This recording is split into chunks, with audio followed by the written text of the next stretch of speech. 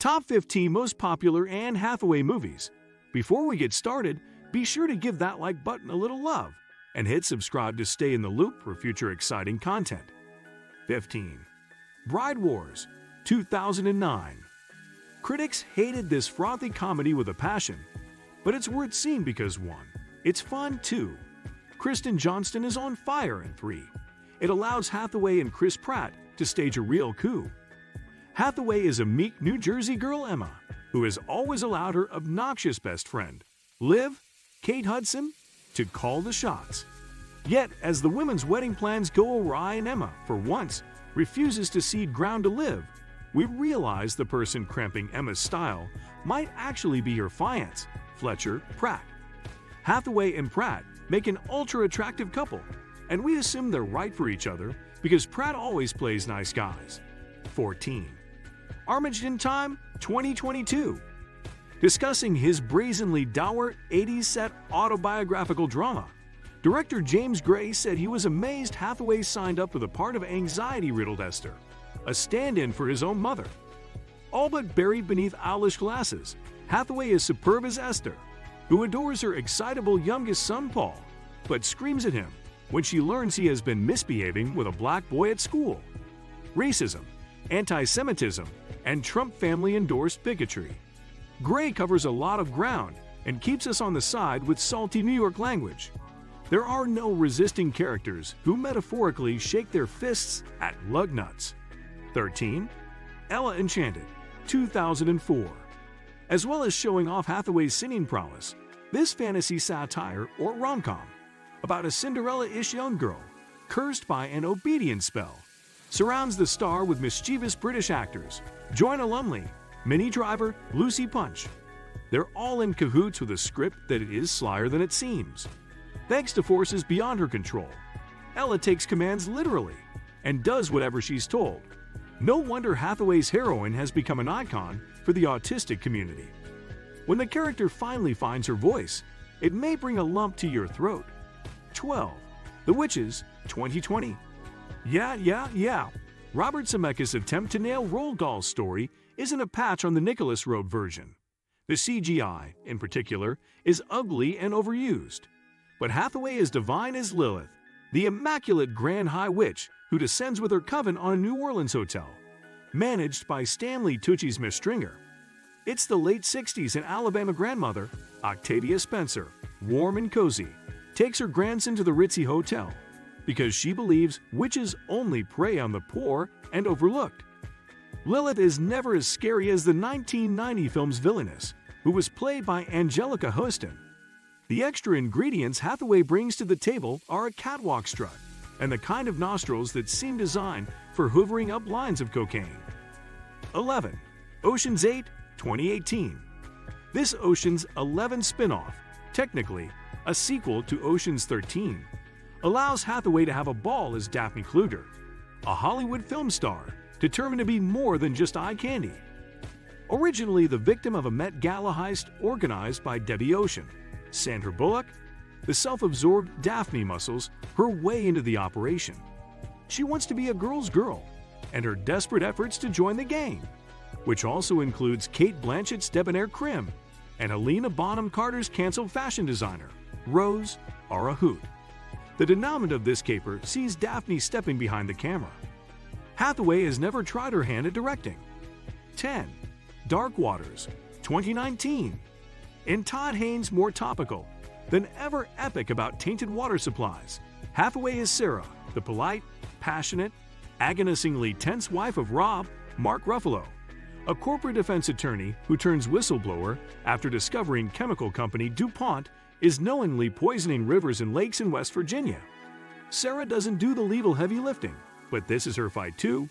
As she says to Rob's boss, "Please don't talk to me like I'm the wife."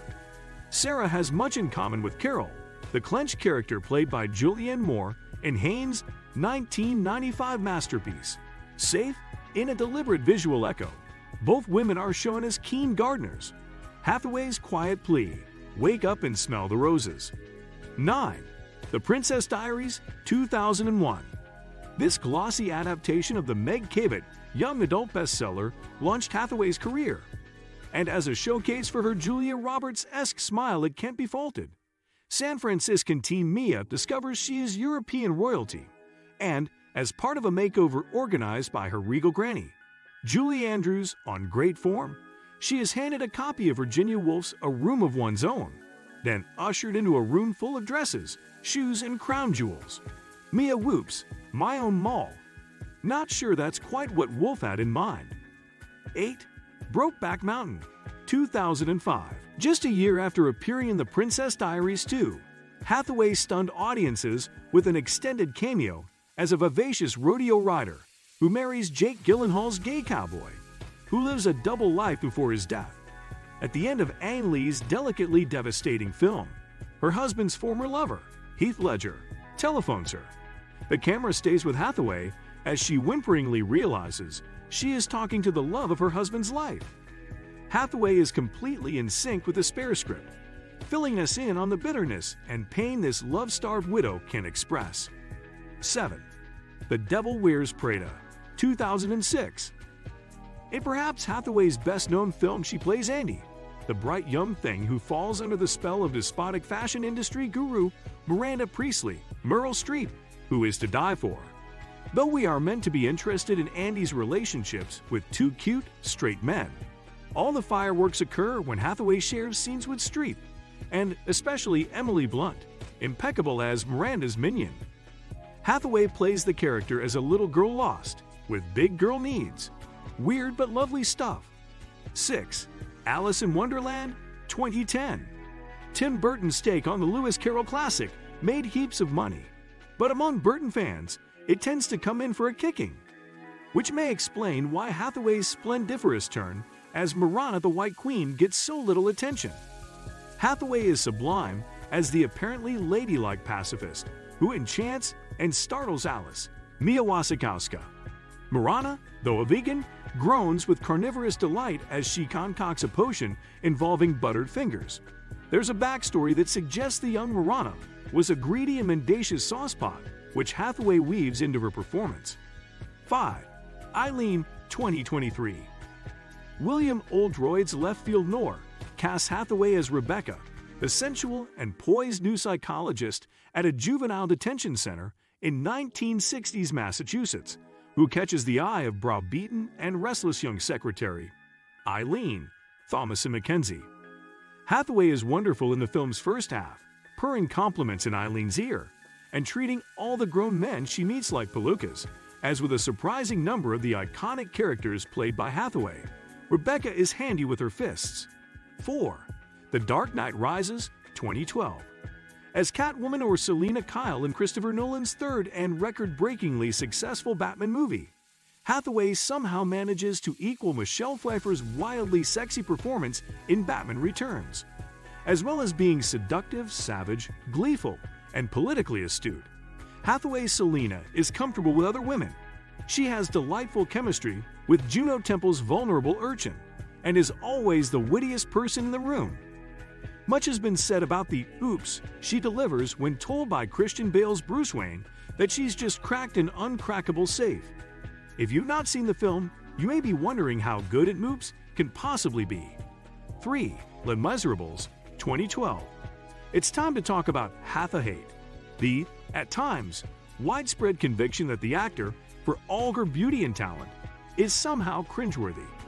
Her work in Tom Hooper's musical won her a Best Supporting Actress Oscar, and maybe her breathy acceptance speech was a bit much. Still, as working-class single mom Fantine, she is blazingly sincere. Weird plummy accent aside, Hathaway ensures the character is fragile and furious.